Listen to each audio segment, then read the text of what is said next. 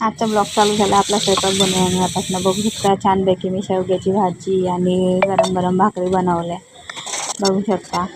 आणि छानपैकी थापून भाकरी बनवल्या आणि भाकर पण फुगली. मला शेवग्याच्या शेंगांसोबत भाकरच आवडते, शक्यतो मी भाकरच बनवते. बघू शकता छानपैकी पांढरी आणि मी मोठी भाकर केली. छानपैकी भाकर बनवली. त्यानंतर जेवलोय, गरम गरम जेवण जेवले. नंतर शॉपवरती गेली होती, थोडा वेळ संध्याकाळनंतर शॉपवरती थांबले. आणि संध्याकाळी आल्यावर असे शेंगवडे बनवले. तुमच्या इकडे याला काय म्हणतात कमेंटमध्ये नक्की सांगा. असे शेंगवडे बनवले, खूप छान लागले, पण खायला पण टेस्टी लागले.